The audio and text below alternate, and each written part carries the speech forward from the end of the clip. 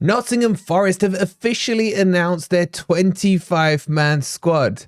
And oh my god, what the hell is with the balance? Welcome to your Forest news.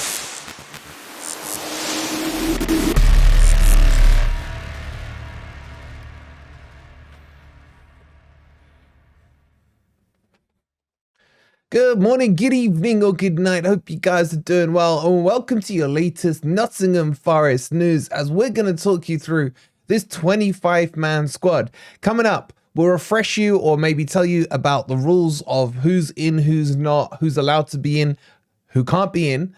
And then we'll talk to you about the actual balance of the squad. And for me, it is slightly concerning. So if you're enjoying the content, please don't forget to hit that like button. Subscribe to Forest Fan TV if you are new. And let's get into the video. Okay, so the official 25-man squad has been announced. We'll take you through it in a second. In fact, I might even bring up a graphic here just to help you guys out. But before we go into the details of it, let me explain to you what can go in and what can't go in and why. So you have to have, I guess it doesn't really matter. You can look at it as 8 homegrown players or 17, a max of 17 non-homegrown players. Now, what is a homegrown player? They have to have been in the academy from the age of 18, I think it is, have done 3 years. Doesn't necessarily mean it needs to be the Forest Academy, but an academy in England. And that classes them as homegrown. If they've done that, then it's fine. So for example, look at Brennan Johnson. He went through the Forest Academy. He's at Spurs now. He still counts as a homegrown player for Spurs because he was in the Forest Academy. So you need 8 of those players. Now, they don't necessarily have to be born and bred in England or Scotland or the UK. You could have players coming from abroad. For example, Chris Wood is a homegrown player, believe it or not. So it doesn't matter where you're born. It's where you did your time in the academy. The other rule is that if you are 21 or under, then you don't class as part of the 25-man squad. Hence why now the wording is probably slightly different. I don't even think it makes a difference, but they talk about it being a max of 17 or under non-homegrown. But don't confuse yourself with that. Just know it as 8. Look, the bottom line is Forest haven't broken that. They've actually named 9 homegrown players. But it's the players they have named that have just absolutely baffled me. So let's get into this squad. And let's start with the keepers. Because Forest have named as many keepers in their 25-man squad as Aston Villa got goals against Sheffield. 5 goalkeepers named. I know Nuno is an ex-goalkeeper, but this is starting to feel like a goalkeeper union or something going on. We have more goalkeepers named in the 25-man squad than we do attacking players. So we've got Hennessy in there. We've got Vlachodimos in there. We got Shelvey in there, who now qualifies as over because of his age. You've got Turner in there, and you got Sells in there. Why? Why? It just baffles me. It really does. I thought initially maybe it's because they needed to knock in an extra few homegrown players like Hennessy and Shelvey. But as I mentioned at the start, we've got a total of 9. So they could have put 4 goalkeepers if they needed just to bump the numbers in there. So if you have an answer as to why, let me know in the comments down below. I'll give you my theory. I don't think Nuno trusts any of the goalkeepers. Maybe even Sells. Sells looked good against Bournemouth, but who knows how he's going to perform. Is the curse of the goalkeeper in the Premier League going to hit him? What if he gets injured? Maybe something like that is in the thinking. Then does he turn to Turner? Does he turn to Vlachodimos? Or Shelvey? Or God forbid, Hennessy? I don't know. So 5 goalkeepers have been named. And that in itself is absolutely crazy. The other thing I want to point out to you is that Tavares has been named and Origi have been named as well. So both of these were linked with leaving Forest. If we start with Tavares, Arsenal wanted to bring him back because Marseille wanted to buy him and Forest said no. Nuno seems a bit obsessed with Tavares at the moment. Probably obsessed is too strong a word. Maybe it's because he's Portuguese. I don't know. But we didn't release him and he's staying. He's definitely staying till the end of the season. The one that's still a bit up in the air is Origi because the MLS window is still open. Problem is, with the injury to Chris Wood, with Taiwo's fitness never really being that secure, Forest do need a backup striker. So Origi is staying for now. As we saw in the cup match, that's why he came in. Obviously, we signed Rodrigo. We don't know yet. You know, he's a young buck with plenty of potential, but untested. So that's why Origi's been kept now for Forest. So there's a couple of the key headlines. So let's quickly now just run through the team for you.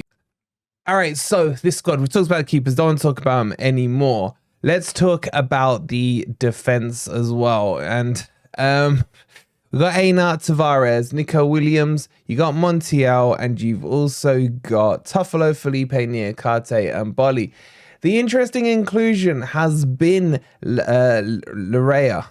I always struggle with his name. Richie Larea. He's been brought back into the squad now. For those of you who may not remember him, he's a right back. He's played a few games at Forest.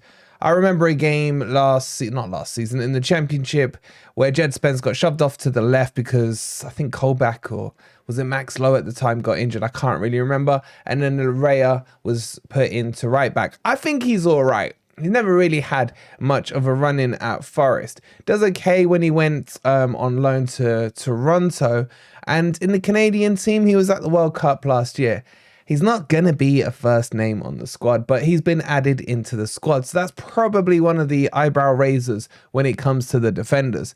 If we move on to the midfield, we got Sangare.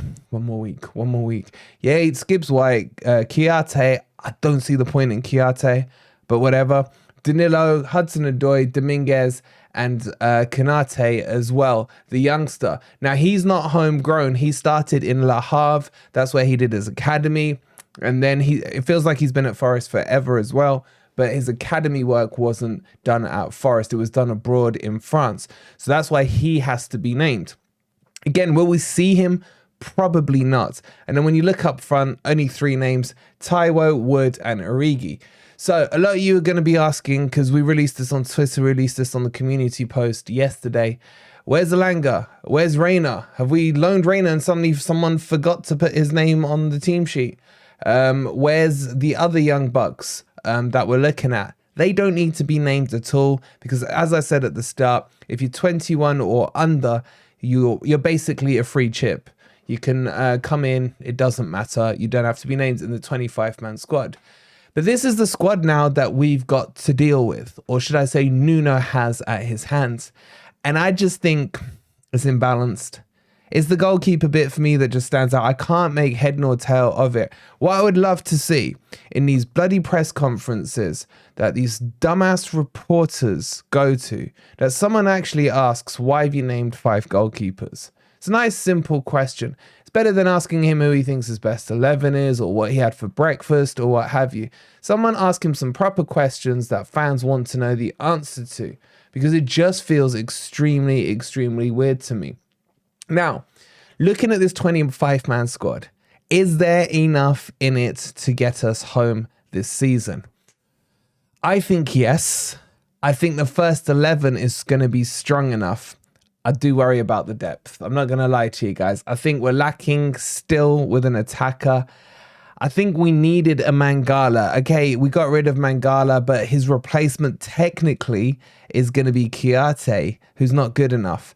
But Sangare will start probably alongside, say, Dominguez as the middle 2 when he comes back from AFCON.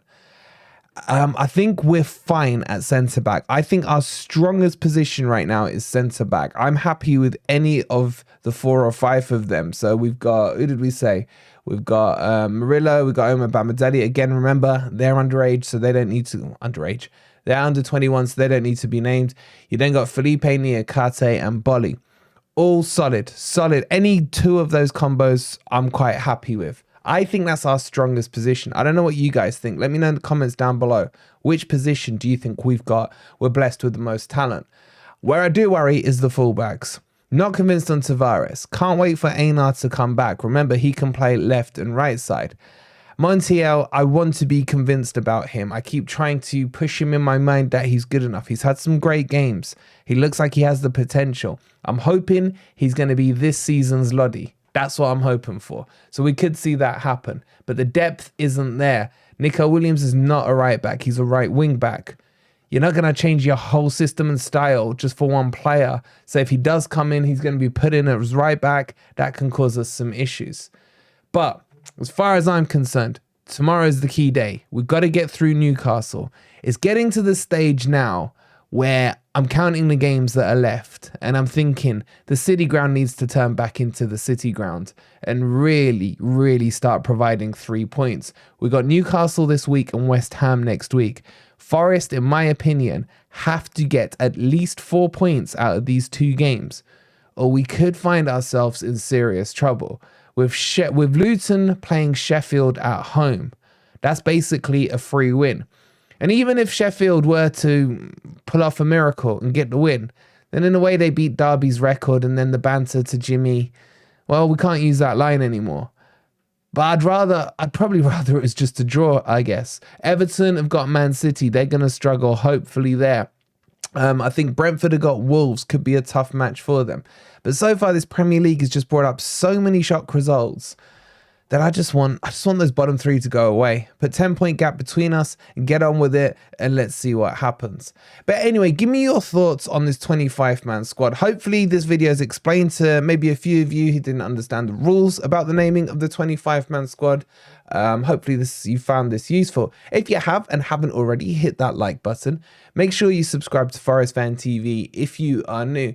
And tonight, well, firstly, we got the Predictor League coming up this afternoon. And we got a Grumpy Old Reds preview tonight about 8:30, where we'll be looking ahead to the Newcastle game.